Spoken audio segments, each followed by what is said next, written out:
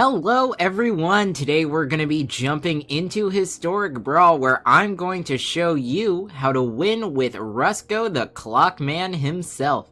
Now Rusko is the king of Historic Brawl, one of the best decks in this format with insane consistency and insane value. Let's talk a little bit about how he works and why he's so good.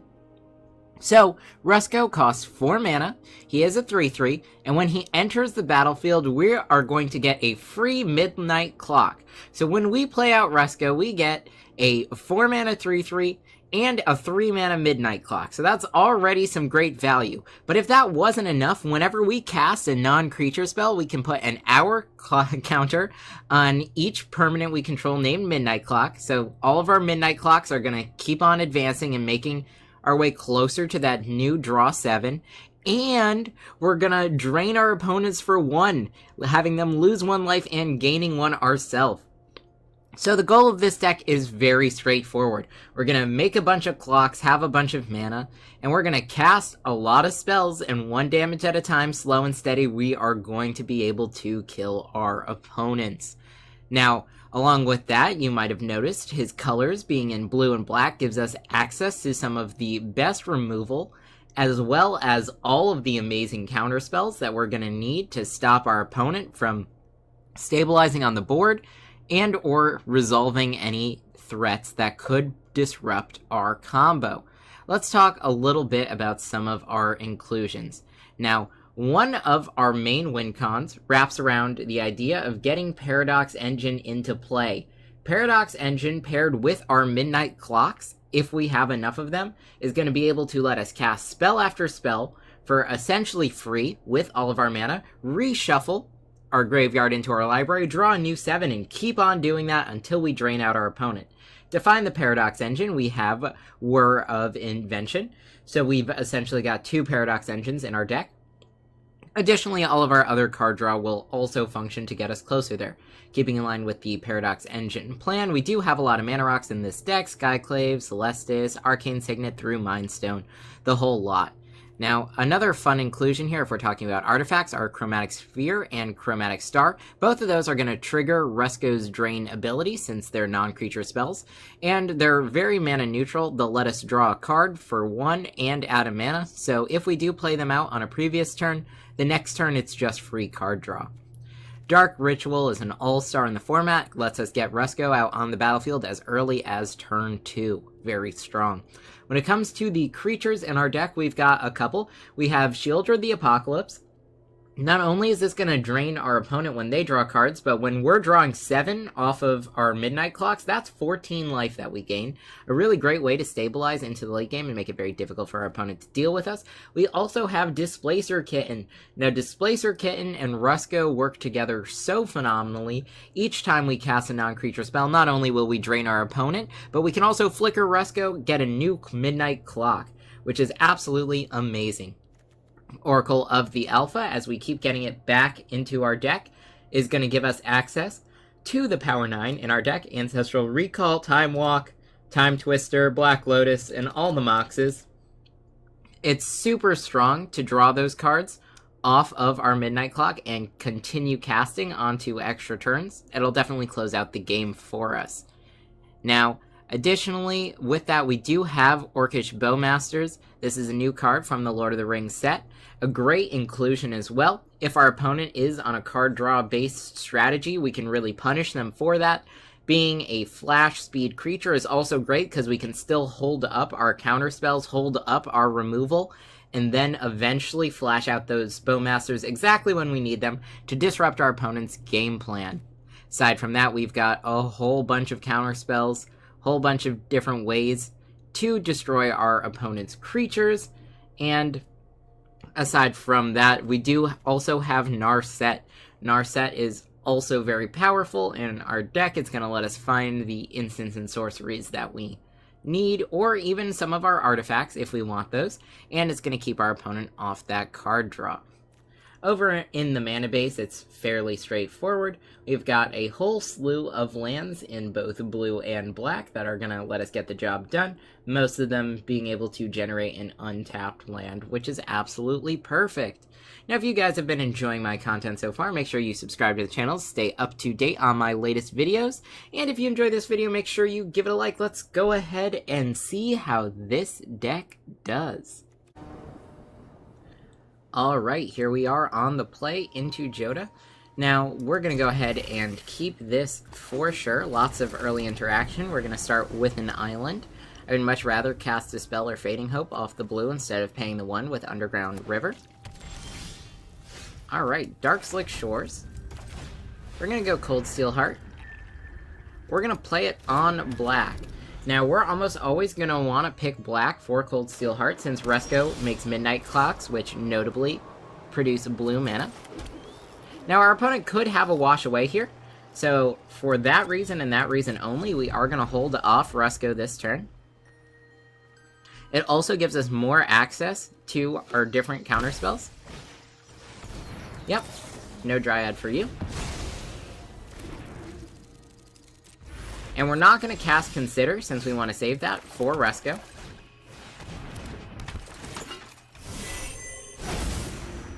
Looking good, end the turn.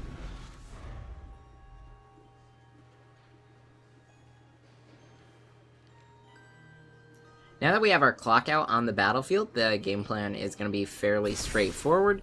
We're just going to keep on casting our spells, ticking up those counters on the Midnight Clock until eventually we're going to be able... Alright, Teferi.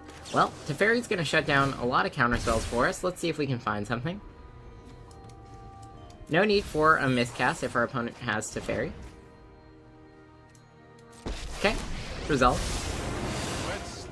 Now if he minuses on Rusko, we're going to return him. Or we can't return him because we can't cast the spell. So we'll see. Nope, just the Midnight Clock instead. I'm actually perfectly fine with that.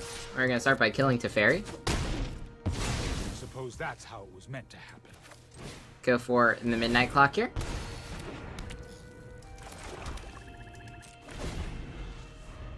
Eventually, we're going to get down this Paradox Engine. It's going to be fun. We might want to return Rusko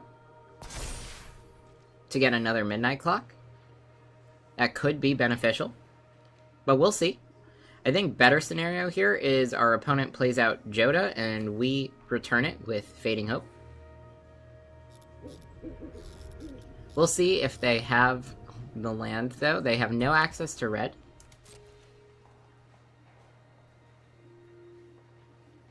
We also have Dispel. Alright, well, let's go ahead and put an hour counter on Midnight Clock, still holding up Dispel. This will incentivize our opponent to use their spell if they're going to try and destroy our clock.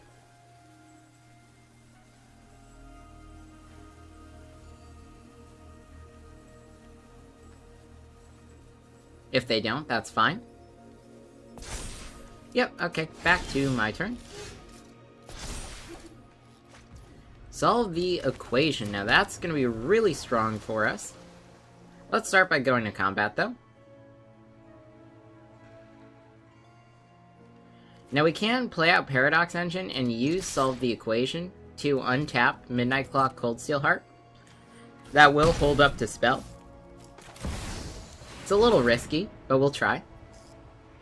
Our opponent's already behind, so it's looking good. Let's go ahead and tap that for blue. Or sorry, black.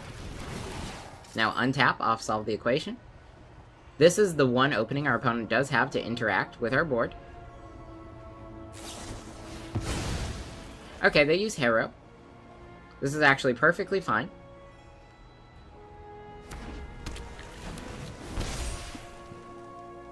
Perfect.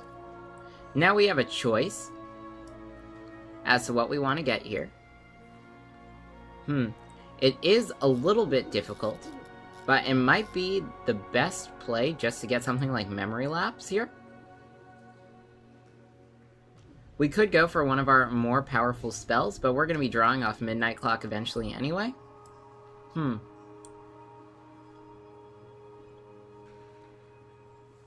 Yeah, I think we're just gonna get memory lapse here.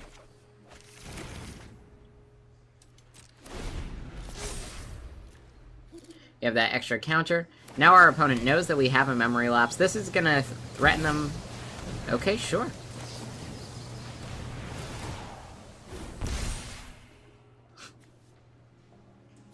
And we've got it.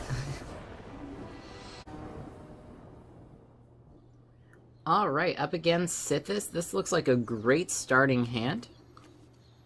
So we're gonna go ahead and keep. Fatal Push is gonna deal with Sithis. Inquisition is gonna deal with our opponent's early plays. A little light on the lands, but I think we're gonna be able to get there. Shaper's Sanctuary, sure, that's fine. Inquisition. Okay, we'll get rid of Seal.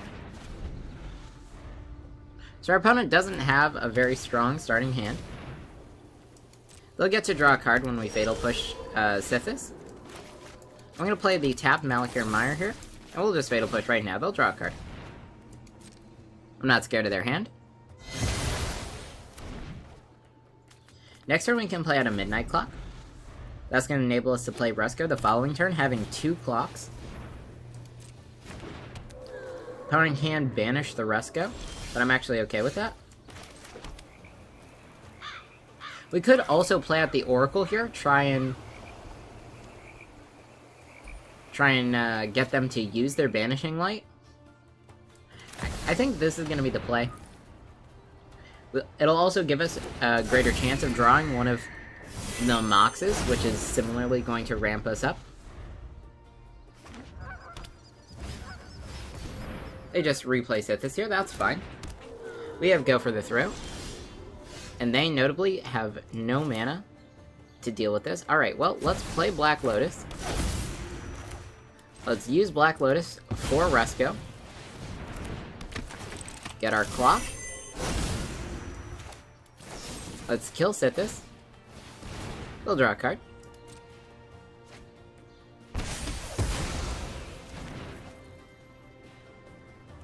Move to combat. I like drawing a land next turn. I think that'll be good for us.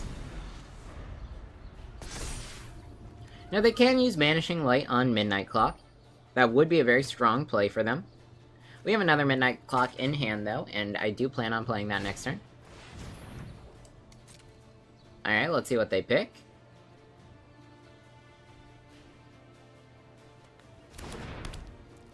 Okay, sure. Yep, Banishing Light gonna hit Rusko with that. That's fine. No, they hit our Midnight Clock. Okay, wow. That's surprising. Well, here's a replacement Midnight Clock. Swing out for combat. Do I want to draw Swamp next turn? I think I'd rather find a different spell. We do have Pact of Negation, which we can now pay for. Slow and Steady just gonna deal some damage to our opponent. We've got it!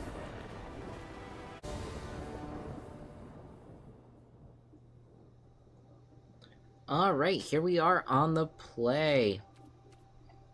I like having Paradox Engine. I think this looks like a pretty good hand. We're going to go ahead and keep. I'm going to start with the Tap Jwari Disruption. We're playing into Atali, so the big thing for us is making sure we're ready to counter Atali. But we're going to start with Tap Jwari Ruins. And then let's see what to do now. I think we're going to Shock in Watery Grave. This gives us the choice of Bowmasters or Impulse.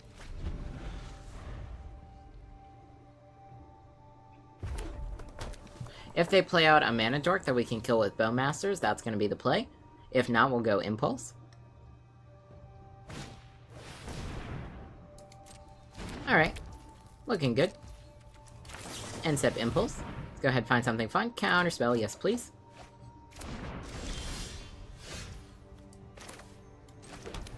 Alright. Now we're not going to hold up Counterspell this turn, because I want to ramp with Mind Stone. Instead, we're just going to hold up the Bowmasters. I do think our opponents are going to play out a creature that we can ping down with them as part of their ramping. But we'll see.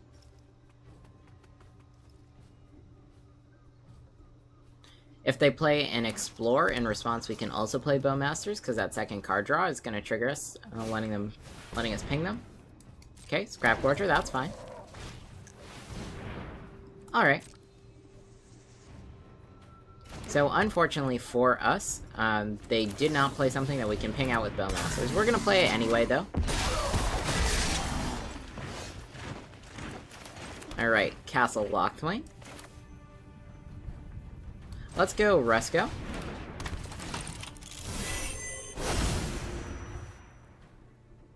We're gonna hold up Counterspell.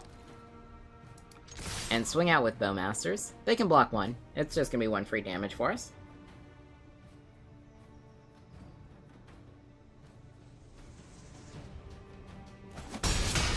And they don't block at all. Now we could have cast Duress to see what our opponent has, but they're very close to being able to cast Atali.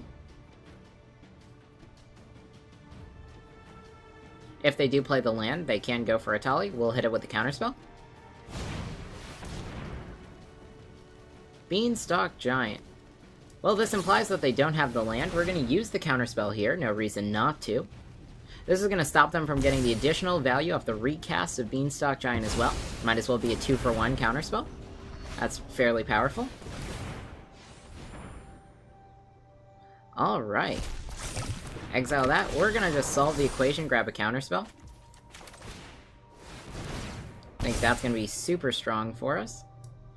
And by Counterspell, we'll pick the right one. I think Memory Lapse is a strong choice here. Let's Duress as well. Interesting. I think Nissa is the most threatening here.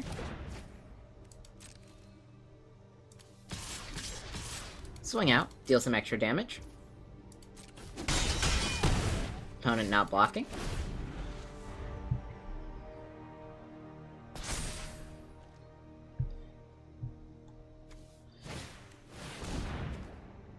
Panharmonicon.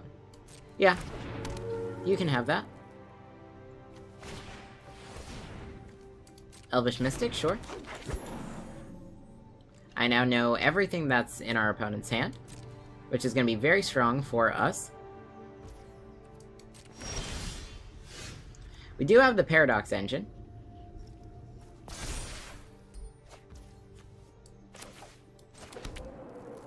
Let's see. We'll pick black here.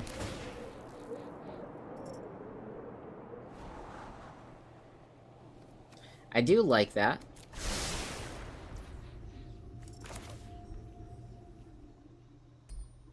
And we'll hold up Memory Lapse if I play out the Paradox Engine, so let's go ahead and do that.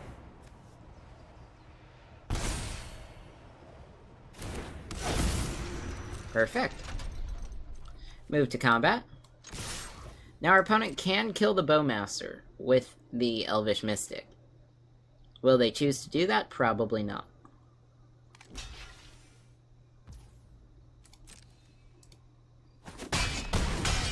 Okay, opponent down at 9. Again, we still have Memory Lapse. Back on top you go. Everything's now untapped.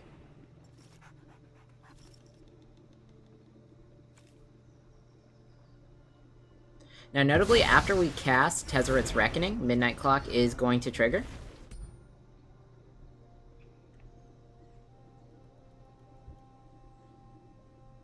It's going to be very strong for us. Okay, looking good.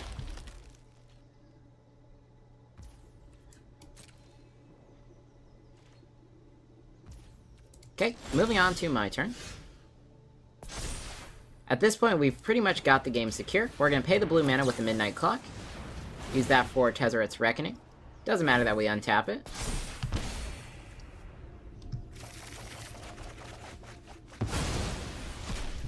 Alright, looks good. We are going to exile those 3 as well. Okay. We've got some options. I think we go Key to the Archive here.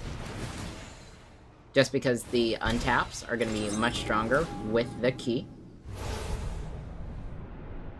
I mean, we can grab Approach of the Second Sun for fun. Play a blue... Or, sorry, discard... Let's discard the hull. We'll play our blue land for turn. Now, I'm going to use Planar Incision on Rusko. This is going to untap our TeeVee Archive.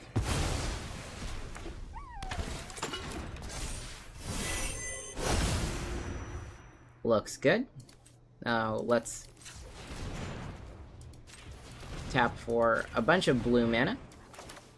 Let's go search for Skanza.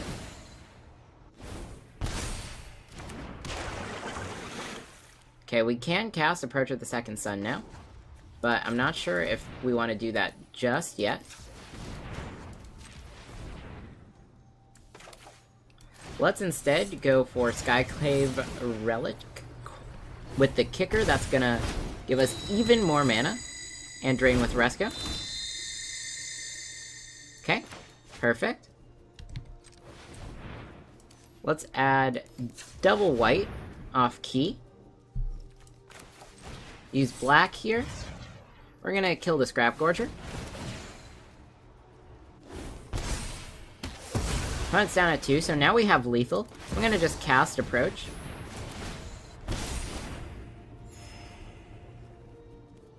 Move to combat.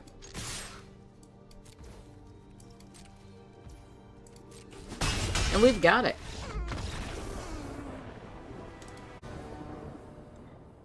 Alright, here we are on the play into Kinnan. I like Fatal Push. We'll go ahead and keep this.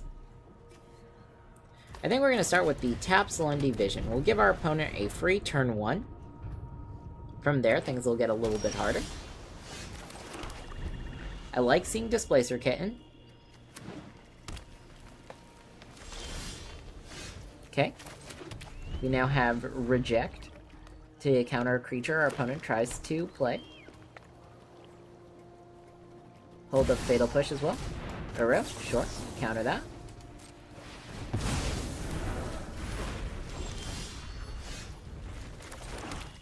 Alright.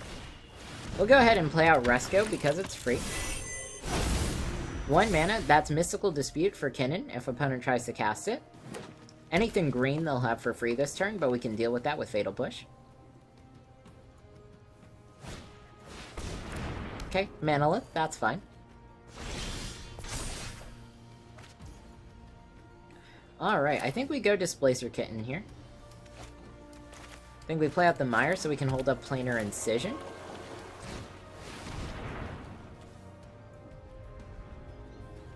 We'll see. Mystical Dispute, well, it's time to dispute the dispute. The dispute should be over now. Swan Song, alright, well. Opponent really wants that countered. That's fine. We'll just start dealing damage to their face. We've got Fatal Push for Kinnan.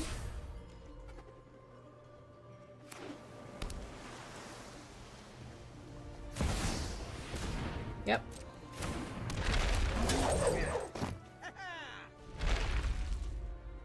Now they do have priority here, so they can try and do one thing before we Fatal Push them. Alright, well. Pass priority. Goodbye, Kinnan. They can replay it.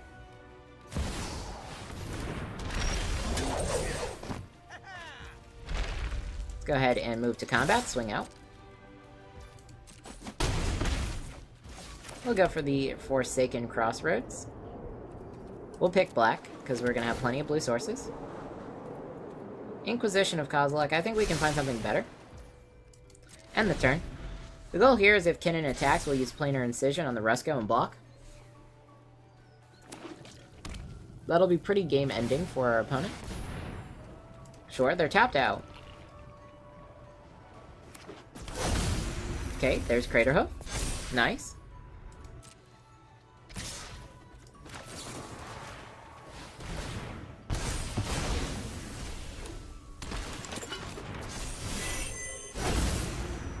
We get a Midnight Clock. We'll trade.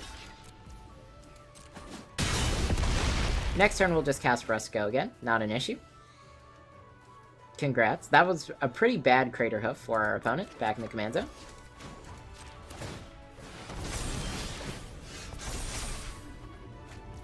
We have a Heartless Act. So let's go Rusko. Make another clock. We're holding up Heartless Act. Swinging out. 4-2. Opponent's down at 12. When we cast this Heartless Act, this Midnight Clock is going to cycle, give us a new hand. Okay. Rex Sage. Let's see if they hit which one they hit. Okay, they hit the incorrect one. Destroy target creature with no counters on it. We're going to pick Craterhoof. Put that counter. Rex Sage trigger wasted. Their Craterhoof is gone. I like this, alright. Now we have Dispel that we can hold up. We have Opt. We can also use Seek New Knowledge.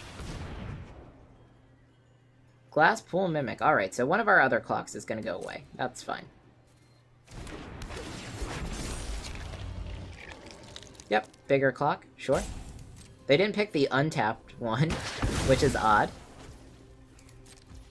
Okay, let's go Seek New Knowledge. Let's see, what card do we want to put down? Let's go with the Swamp. Alright, well, I think we're gonna tap this, play the Paradox Engine. Now, I think we go Skyclave Relic to untap. We could also go Island. Use Opt to untap. No, because we want Opt after we have Skyclave Relic, so we'll go Skyclave Relic. Untap Midnight Clock. Okay. Tap everything down. Solve the equation, we'll untap for 2. Let's do Opt first. Don't need Languish. Chromatic Sphere, that's a good one.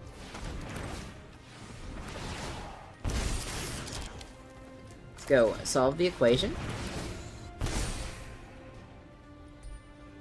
Ironically enough, just based on what we have here, I think we might just go Impulse. Because we're very close to killing our opponent. Go for blue. Here's Search. Untap. Okay, we're gonna move to combat. Okay, here's Impulse. Untap, yeah. Alright everyone, I hope you enjoyed. As we saw, Rusko is a very powerful, value-oriented commander. Not only can he deal with most of, if not all of our opponent's threats, but he's also capable of dealing that drain damage with his ability and cycling through our library over and over and over again in order to get through as much damage as we'll need to close out the game in one turn with a combo kill. Now, if you guys did enjoy this video, make sure you give it a like, and if you have any ideas for another video you'd like to see me make, why don't you go ahead and leave it as a comment down below. I'll see you all next time.